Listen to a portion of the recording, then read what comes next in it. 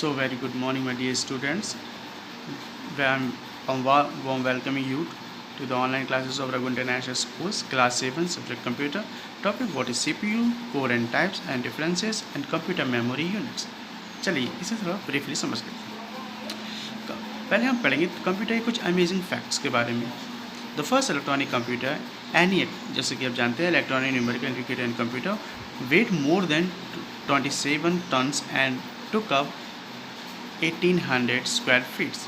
तो पहला जो कंप्यूटर था ENIAC, इसका वजन 2700 टन था and took up 1800 square feet, इतनी जगह घेरता था। तो ये अमेजिंग फैक्ट्स हैं, इसके बारे में आप पढ़ें। There are more than 500 new computer viruses released every month. If there was a computer and the powerful, अगर कंप्यूटर ह्यूमन जितना पावरफुल होता तो वो 38,000 ट्रिलियन ऑपरेशंस एक सेकंड में कर सकता था।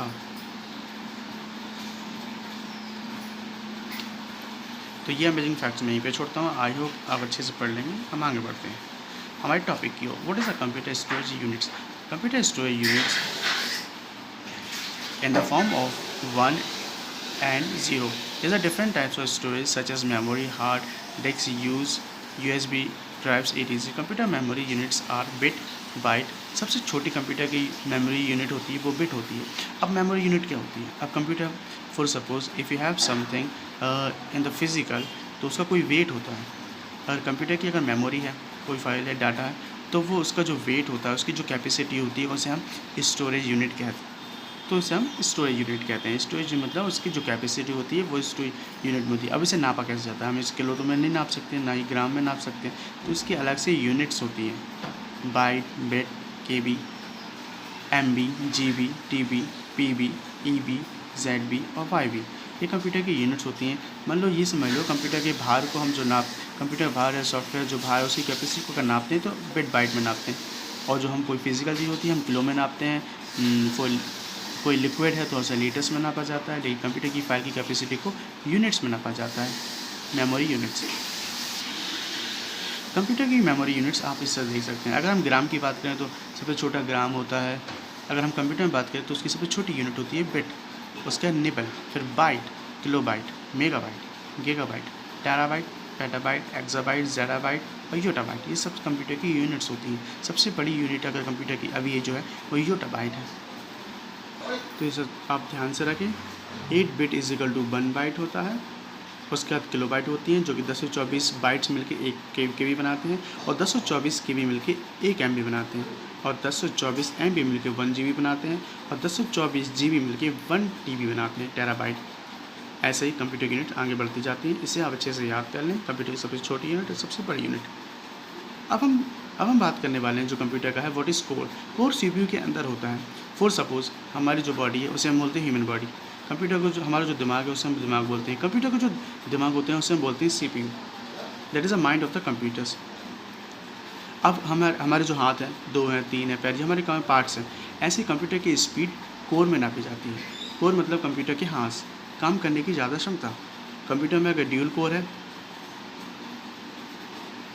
कंप्यूटर का ड्यूल कोर है तो मतलब उसके ड्यू मतलब 2, उसके 2 हाथ हैं। तो कोर आप समझिए, कंप्यूटर की क्षमता को बताने के लिए हम कंप्यूटर को रियलाइज करते हैं विद द कोर। जितने ज़्यादा कोर मतलब समझ लो, we should understand that computer has work very fast.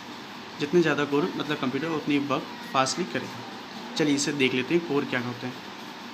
What is core in the CPU process? A processor with 2 course is called a dual core processor. With a 4 core is a quad core, 6 core hexa core, 8 course अगर हैं तो octa core कहेंगे। अब देखिए computer जो process होता है, अगर उसमें ड्यूल कोर है तो उसे उसमें कहा जाता है, उसके बाद 2 कोर है मतलब 2 हाथ हैं। अगर 4 कोर उसके पास 4 हाथ हैं तो उसे कहेंगे क्वाड कोर, और 6 कोर हैं तो उसे कहेंगे हेक्सा कोर कंप्यूटर्स। 8 कोर अगर उसके 8 हाथ हैं तो उसे ऑक्टा कोर कहेंगे। हाथ मतलब हम रियलाइज़ कर रहे हैं गाइस यहाँ पे कि कंप्यूटर की क्षमता, अगर 2 कोर होगा तो ज़्यादा अच्छा काम करेगा, 4 हो गए हाथ होंगे तो और ज़्यादा अच्छा काम करेगा, मतलब बहुत ही स्पीडली काम करेगा। यहाँ पे कंप्यूटर का पूरा सिंपली मेन कोर से स्पीड से होता है। अगर इस कंप्यूटर में स्पीड नहीं है तो कंप्यूटर को काम करने का कोई मज़ा नहीं आता। तो अगर हम रिलेवेंट करेंगे कोर को, तो आप कोर को रिलेवेंट करेंगे कंप्यूटर की क्षमता से, कंप्यूटर की स्पीड से। हेक्सा कोर, डेक्सा कोर, आई कोर, कोर R5, ये सब कोर होते हैं कंप्यूटर की स्पीड को दर्शाने के लिए। So now the differences.